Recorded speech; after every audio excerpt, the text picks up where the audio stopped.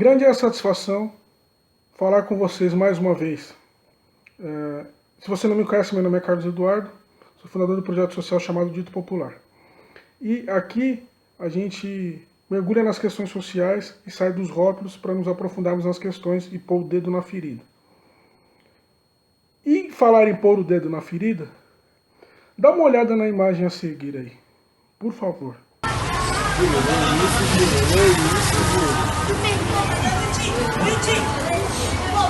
Meu Deus, cadê a mãe dessas crianças, senhor?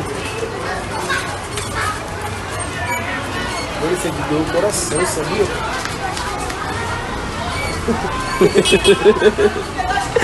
Qual é, Júlio? Mano, tu tá filmando? Bom, eu quero perguntar para você entender. Por que essas crianças veem o bandido como herói? Por que essas crianças têm que brincar dessa maneira? Por que a brincadeira dessas crianças tem que ser essa? E por que eles têm que olhar o bandido e ver o bandido como herói? Por quê? Agora um outro ponto. Quem não mora numa periferia, dentro de uma comunidade, diretamente ligado a uma extrema carência, alguém que não tem uma boca de fumo perto da sua casa, alguém que não tenha prostituição perto da sua casa, alguém que tem escola, creche, posto de saúde perto da sua casa, alguém que tem acesso a escolas particulares, médicos particulares. Por que essas pessoas não veem o bandido como herói? Por quê? Por que esses jovens que vivem numa situação totalmente desumana, veem o bandido como herói? Essa que é a pergunta-chave. Por que isso acontece? E se nós não fizermos essa pergunta, nós não vamos entender o porquê que isso acontece. E não entendendo o porquê que isso acontece, gera propostas de políticas públicas que agravam mais o problema social. Por exemplo, a redução da maioridade penal. Muita gente é a favor da redução da maioridade penal de 18 para 16 anos, achando que isso vai diminuir a criminalidade.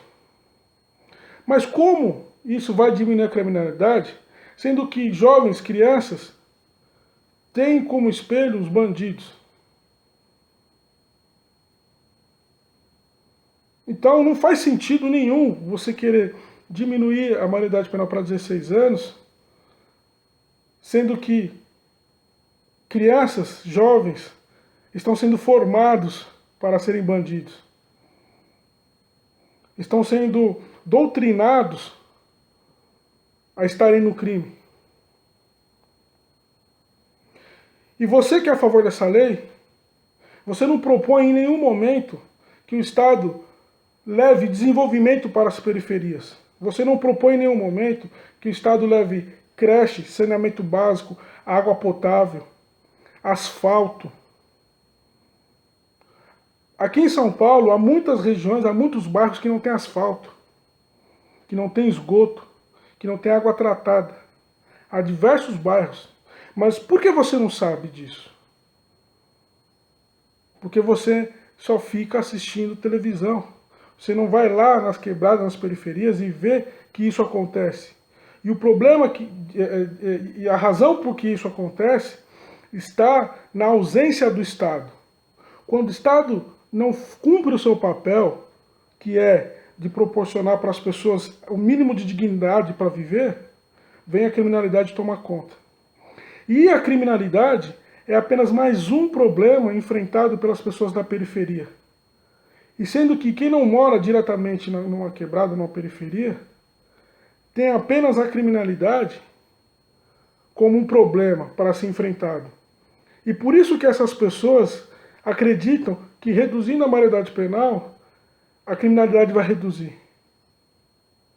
Mas essas pessoas não enxergam a criminalidade dentro de um contexto geral, dentro de um contexto de ausência do Estado.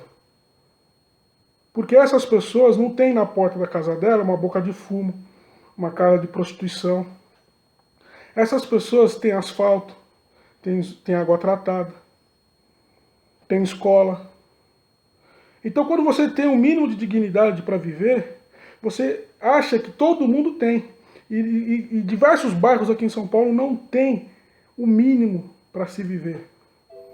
Não tem o mínimo. E isso é responsabilidade do Estado. Só que quem é o Estado? O Estado somos nós. E nós temos que olhar para essa situação e resolver essa questão, e não agravar o problema. Qual a chance de um desses meninos sair dali e virar um médico? Qual a probabilidade que esses meninos têm de ser um médico? Qual a probabilidade desse grupo de jovens dali ter um que vai ser médico? Agora, qual a probabilidade desses meninos serem bandidos? Então você percebe que vai muito mais além de querer apenas reduzir a maioridade penal para 16 anos. E outra coisa, você que é a favor dessa lei, por que você não tira um dia da sua semana, uma hora da sua semana, e vai dar uma aula de inglês, de português, de informática, de dança, de balé, de hip hop? Por que você não vai lá fazer isso? Para estimular essas crianças a sonharem com dias melhores. Por quê? Porque dá trabalho, né? Dá trabalho. Dá trabalho. Por isso que você não quer. Por isso que para você é mais fácil colocar todo mundo na cadeia. Por isso que para você é mais fácil colocar na cadeia. Porque você não quer ir tirar um dia, uma hora da sua semana e dar uma palestra para esses meninos, dar uma aula para esses meninos. É essa perspectiva que eu trago, é essa reflexão que eu trago para você. Se você concorda ou discorda, deixe seu comentário aí. Eu quero saber o que você pensa. Para mim é muito importante a sua opinião. Até a próxima.